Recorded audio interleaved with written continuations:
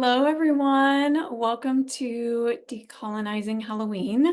I am going to start with this design created by Candy Zeller, who is going to be my podcast guest on the podcast Who We Are and What We Need next week. It will be coming out on Monday, which I believe is the 28th. And I'm going to read this to you, and then I'm going to go through a bunch of the different kinds of Halloween archetypes that we have, and some ways of thinking about where they come from and what we can learn from them, how they can be helpful to us in understanding culture, decolonization, and healing. And I would love to hear your thoughts about this. Halloween has never been like my favorite holiday, like I know it is for a lot of people, but I'm so curious about what has been so helpful to people in Halloween. My son, who's 3, turning 4, whose birthday is right before Halloween, loves Halloween, talks about it all year long, and always wants to watch Halloween cartoons. And it's interesting to me to see that and to see friends and colleagues as well, who I know Halloween is really special to. And so I wanted to dig into it a little bit more this Halloween. All right. Candy, as you will see in what she is writing here, is an evangelical, so and deconverted. So some of what she's writing relates to that. Undead Faith, a poetic haunted house of the dearly deconverted.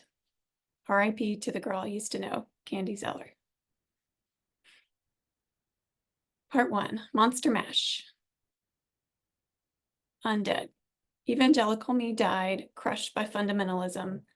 But she didn't die in vain. She died fighting for me, for my safety, for the safety of her loved ones, for the truth. She died in bravery. She was crushed unjustly, but she was raised up. She is me, and I am her, and now my faith is undead. Vampire. Can't eat garlic, can't go outside, a flair for the dramatic. Is she a vampire or a traumatic, closeted, chronically ill sapphic? And I'm going to read you the full definition of sapphic. I wasn't as familiar with it. You can see it here. It's an umbrella term that describes women, non-binary people, and femmes who are attracted to other women or who identify as lesbian, bisexual, pansexual, aromantic, asexual, or queer. Basically, it's the general term is women who are attracted to other women, but it can be someone who's femme or biologically female. Or identifies as female. Witch. Double, double, toil and trouble, wise as a dove, innocent as a serpent. Why is the snake demonized? Why is the witch crushed under your heel? Her alchemy holds both dove and serpent, but you made up stories about demons, and now there's hell to pay. Witch Part 2. What if I told you there's mercy in my brew, that I mean no harm to you, but only to the systems that all of us over did screw? Mummified. Fundamentalism embalms me in so many secrets. I had to unwrap my mummified self to become free. Maybe that's what resurrection healing is, revealing secrets. So this mummy is leaving the grave clothes behind, sort of like Jesus. You can't hide your abuse with me anymore. Holy Ghost. Church, we know our stories haunt you. Have you ever considered that might be the Holy Ghost? Frankenstein's monster. Sew together the hatred of flesh, the lightning bolt of hellfire, and the love of the poor and the one who made them. Look what rises up. You stagger back. This is not the perfect evangelical we wanted, but I'm just taking the Gospels literally. I am what you made me.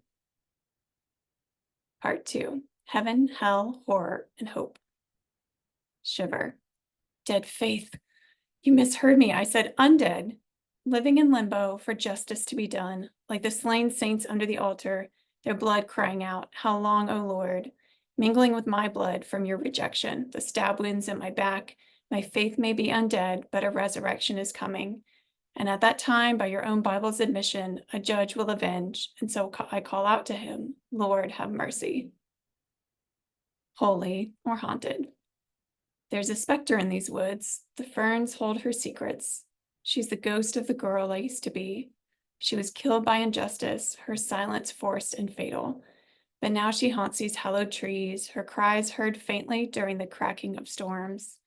She knows about the assaults, she knows about the abuse, and to the violent she says, I will do no harm, but I will take no shit.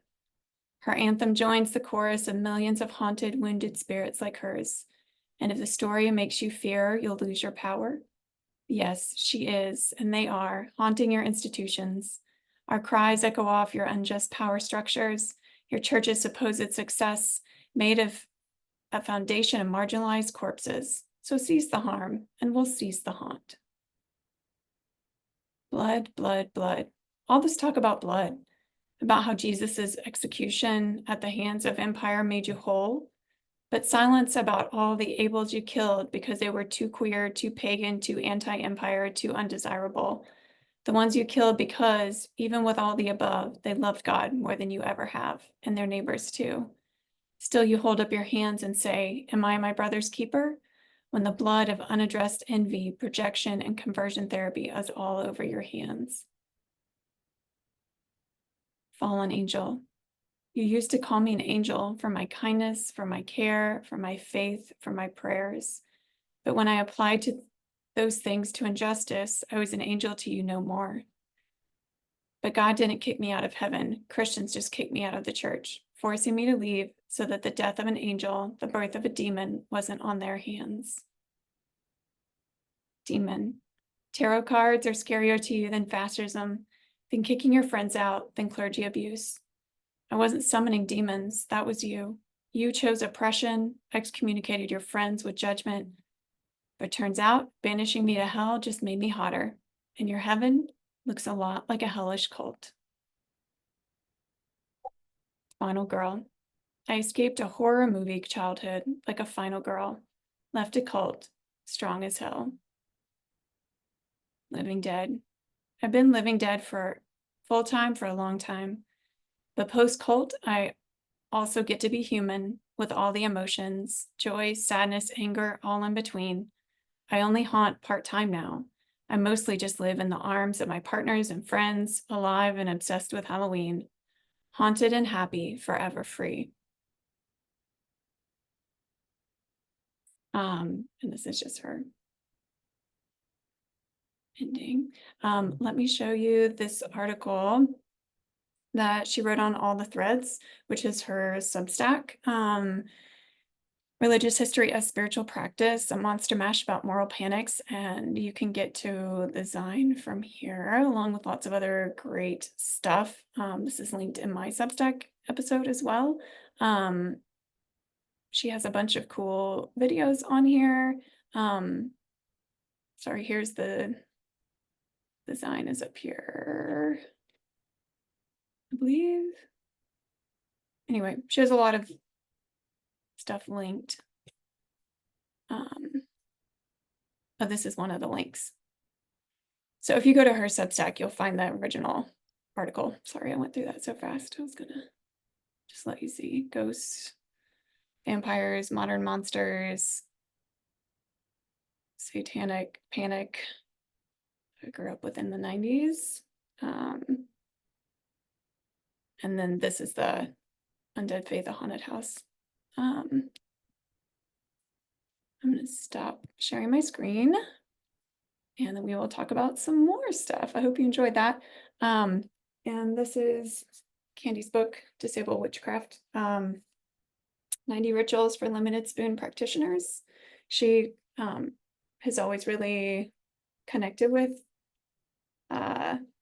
witchy vibe, and so has embraced that and written a really cool book about rituals and spiritual practices, especially for those who are disabled or have less energy. All right. I did not cover everything. Maybe I'll get to, let's see, mummies. I knew I'd forget some, she mentioned. But I started with zombies and found that the zombie archetype can be traced back to African religious customs and Haitian folklore.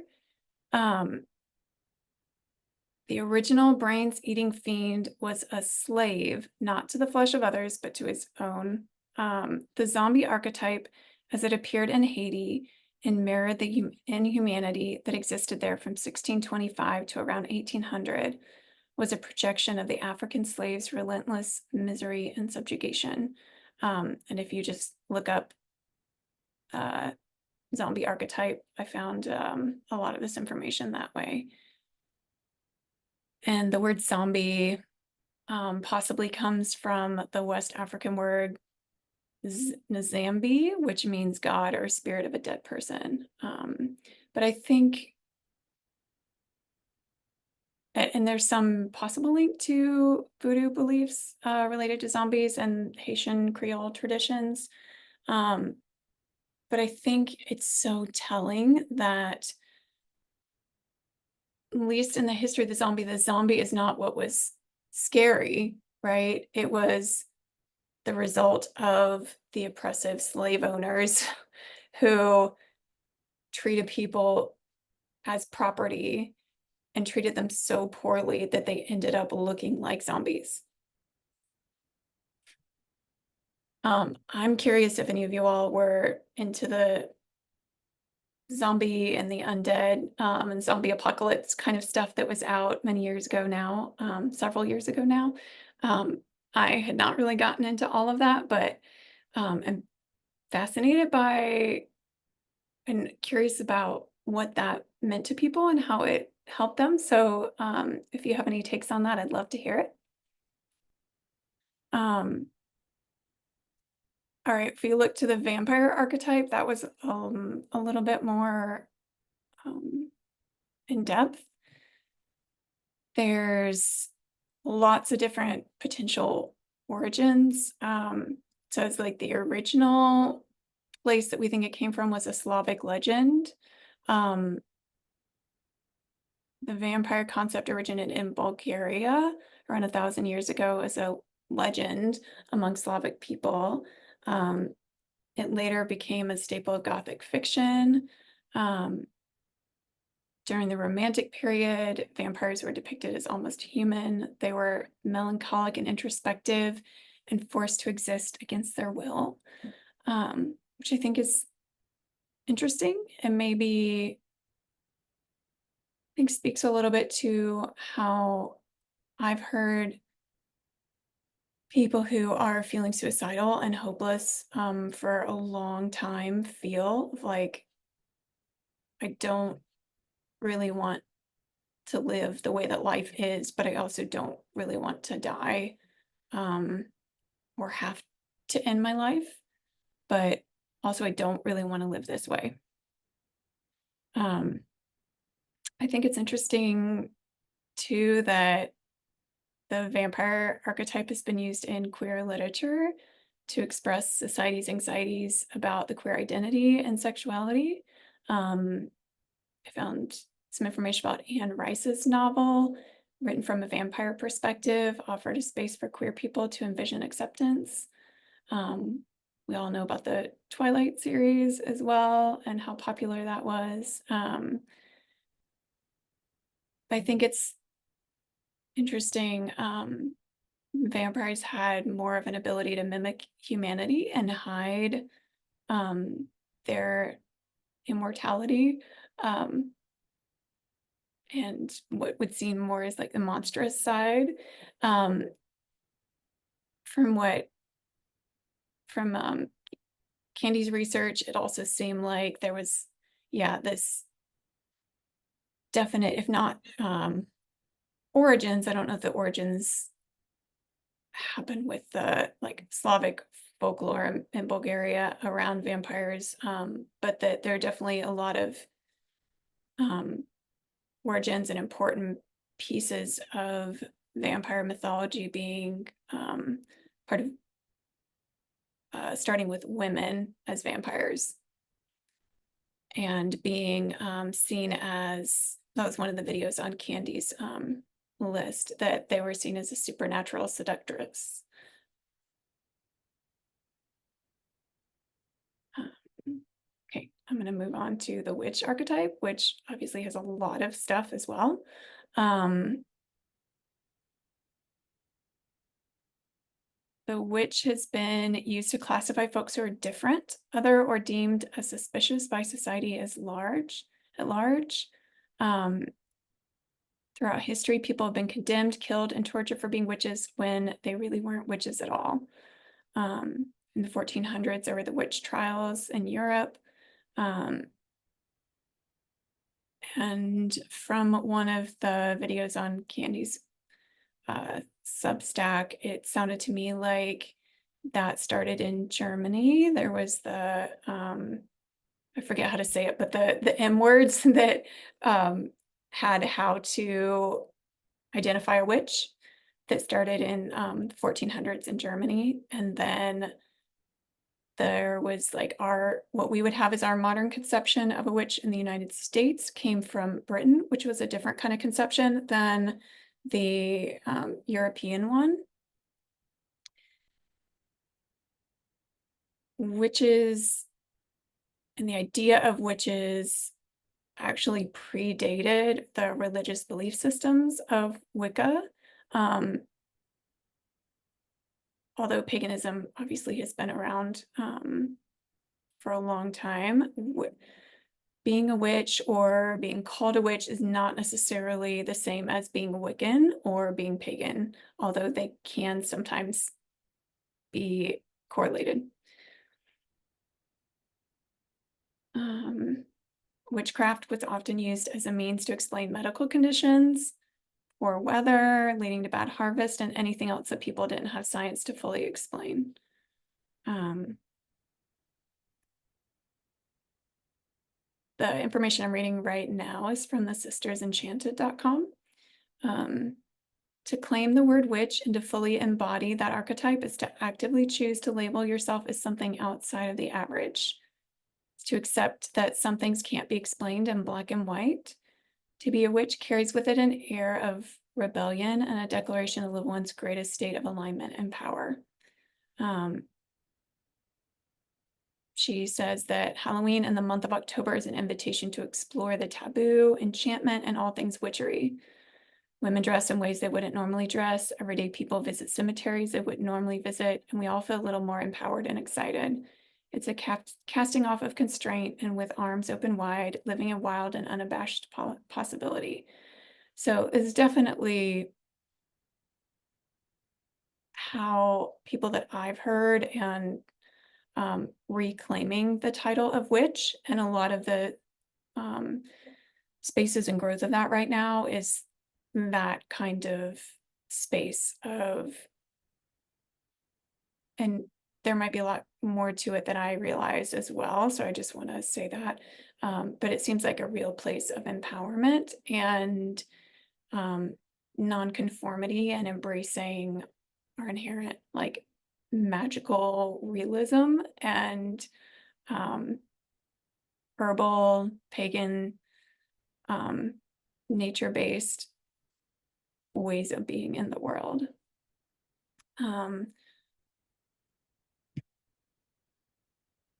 Let's see.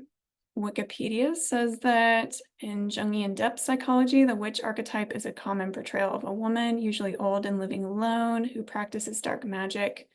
Witches have typically been considered to be a dangerous lurking threat, but it depends on the religious and political context of the time. It was interesting to me in one of the videos I watched from Candy's Substack, how they talked about the gendering of magic and how, and this is something that I had noticed before and has been part of my interest in this, that wizards, sorcerers, any sort of magical male figure or archetype was always okay, but the female was always depicted in a way that men would not like as much, right? Like opposite of the vampire, it seems to me, which is like young and beautiful, the witch was always depicted as old, undesirable, hypersexual, um, a threat to patriarchal gender norms because it was they associated witches with women who were in the weaving and broom trades and in the hat trades, which was interesting. I had not known that. That may be part of where the broom comes from. In Europe, there was the depiction of witches with the sorry, I can't get the word, the spindle instead of a broom, and they were riding backwards on a goat or a pitchfork because backwards, doing things backwards meant a rejection of gender norms and images, and a goat represented the devil. Um, those were more European, and then Britain changed what the witch looked like for them in their colonies. And they had more of the black hat and the witch riding the broom and everything like that. Um,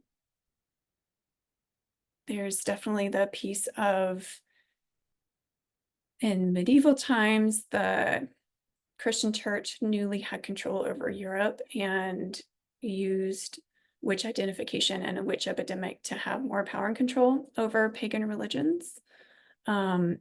There are multiple theories of where the witch hat that we know came from. One is one of the first times that a pointy black hat was seen was in the 1200s in Germany, where actually even maybe before the 1200s, Jewish men wore that style of hat. And it sounds like that was a point of pride at first, and then later began to be used as a way to identify Jews and mistreat them and negate them and ostracize them. It was only worn by men. The only women who were forced to wear it were Christian women who they accused of sleeping with Jewish men. And it was associated with anti-Semitic laws in medieval Germany at that point. The black hat, the pointy black hat was never worn in England as an anti-Semitic law or movement. They were supposed to wear a badge to identify them there, which I had not remembered or known about. I think the anti-Semitism in the Holocaust and in Germany kind of overshadows that. So that would be interesting to look more into. In the 1700s in England, they put a pointy black hat on witch images. Before that, in England, a tall black hat was common for all women. And then the mid 17th century, the hat was associated with Quakers. And that was about the time that the hat got associated with witches. The Quakers were seen as a threat to religious and social norms and were met with suspicion. And so it actually may be more linked to separating and denigrating the Quakers immediately before that. I think that's all my notes on that. And then I wanted to read some of what siltycrafts.com writes about witches. In folklore and mythology, those characters that are called witches often live at the edge or outside the borders of community. They're often loners found in forests, caves, and other lonely places where they live by their own rules that sometimes might seem peculiar and odd to those looking at the life of a witch from the outside. Those witches see the world differently, and they do things differently than others, have different views, and they know what the regular members of society don't know, and those regulars who are lost or daring enough come to witches for help and advice. But the witch isn't always obligated to help anyone. She's not a Mother Teresa. For example, Baba Yaga from this is Russian folk tales, but I believe it's a wider Slavic figure, and myth, I say myths, but folklore, wider folklore than just Russian. She judges people and gives what they deserve, and that's not always what they come for. She's kind of like karma impersonated, and that's definitely something to fear, especially by those whose intentions aren't always good and their hands are dirty. The witch is an outsider with a special kind of knowledge and skills that regular people don't possess. She lives by the rules that are unknown to others, and she won't show or reveal her secrets to anyone. And that's another aspect of this archetype, which makes a witch someone to fear. She also doesn't give a shit about what others think about her, and that's another trait that gives this character power. She's the embodiment of Mother Nature and all different aspects of her powers in action. In our ancestral societies, witches were healers, seen as wise, intuitive, and connected to nature, powerful and independent. But there is a dark image of a witch from the medieval times that seems still thriving in the minds of people. Ugly, disgusting creature. What she exactly does, nobody knows, but most likely eats children, boils her cauldron, boils in her cauldron, eye of newt, brews poisons, puts evil spells on everyone in her way, steals milk from cows, steals husbands, make household animals sick. The main thing is she's ugly, not pleasant to look at, and definitely makes her evil. The Inquisition and witch trials of medieval times have put a strong image of this evil witch in human consciousness. What we have forgotten is that during those dark ages, there were people who earned good money by torturing and executing witches. We forget that torturing and killing some people publicly was used as a tool to keep others under control by sowing fear into them and keeping those fears alive. We forget that most of these women and men who died in witch trials were innocent souls who confessed in the wrongdoing just to end the torture that lasted for days and weeks, not because they'd actually been in contact with the devil or put evil spells on their envious neighbors. Most people were accused and executed simply because someone didn't like them. And I think it's helpful to remember this in light of the fascism, potential threat of fascism that we're living with now, and the potential for this kind of telling on each other and monitoring and suspicion and conspiracy theories and putting people down and putting them into the other and marginalizing them. We definitely have a rise in that, and that seems to be new in the way that it's happening politically, but it's not new, right? This is like in our European ancestry of the United States, and this is in our particular history with Salem witch trials. It's in our history with slavery, so much that we do not confront. And I think having these images at Halloween is a way to put that front and center, right? And I think it's hard for me seeing that that isn't obvious or discussed, right? There's just this commercialization of everything. And like my kids love watching Halloween shows, and I try to educate them a little bit about it, but there's all these common stereotypes and tropes, right, that are just getting passed on to another generation through like the fun and dress up of Halloween. And I don't know,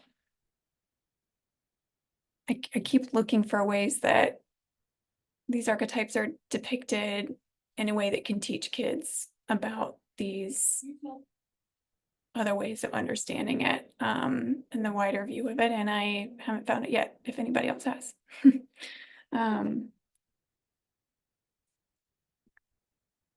right. I am going to move on to the werewolf. I enjoy reading some from the masterflowproductions.com about the werewolf archetype. And they're positing that the werewolf archetype represents kind of this more just natural, unconfined from like a civilized way of life and being, where you have to be polite and act a certain way, to a freer existence like we had as children. I'll read a little bit of what they wrote here. A child's instinct is to grab food with their hands, say what's on their minds without being filtered, and do as they please. This, of course, happens through their initiation into the world by their parents. which in turn the parents pass down to them the restraints of society. Slowly, the freedom of simply existing fades away, and the child becomes an adult within a structure and a system that has no room for the freedom they once held in childhood. The lure of the werewolf is that of violence, pain, and evil. However, I don't believe that the stories are simple depictions of this violent premise because the wolf or the beast is evil. I believe that the beast, like anything that has been caged for a long period of time, is angry, unsatisfied, and ready to break out of that at any moment.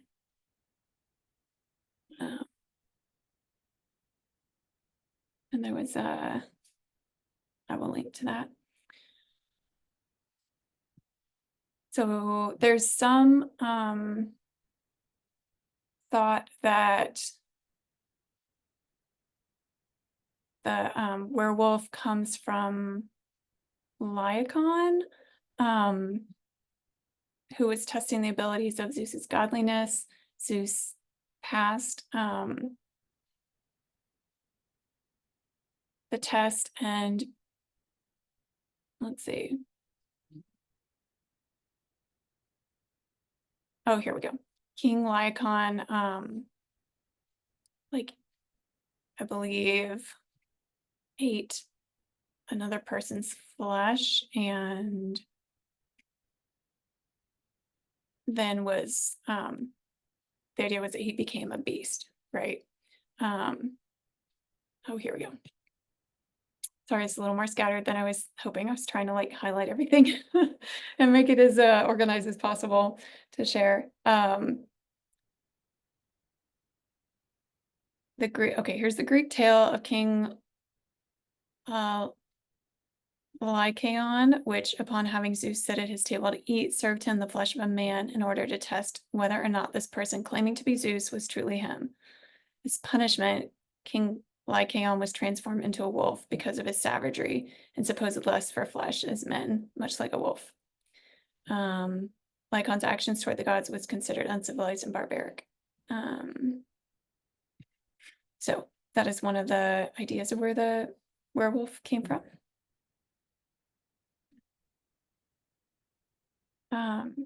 The werewolf is one of the most recognized shapeshifters within mythological constructs.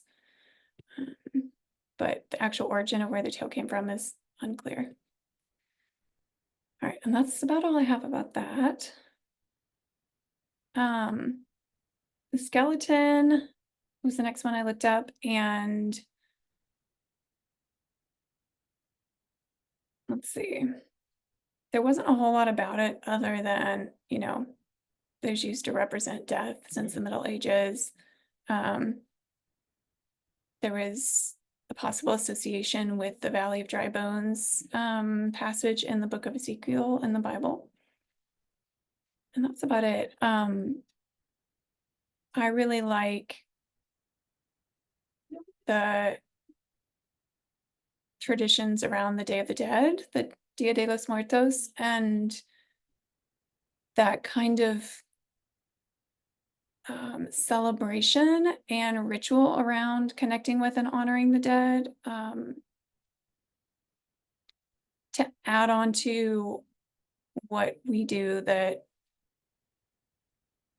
I don't know, doesn't feel like it has as much like way to know or honor the dead, but more like a fear, maybe playfulness with the dead, which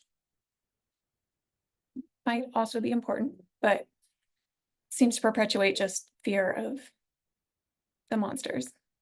So, all right, and I think that's it. I hadn't had a chance to look at mummies. I hadn't thought about that until I read it in Candy Zeller's sign. Let's see. Let me take.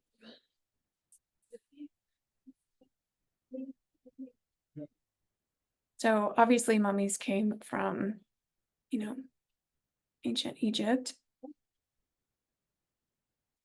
And there might have been other places that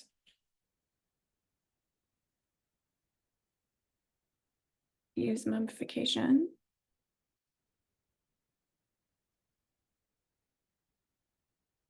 So there's again, the ideas of like being undead is the mummy that's like risen to life, right? But is still wrapped in the mummy cloth.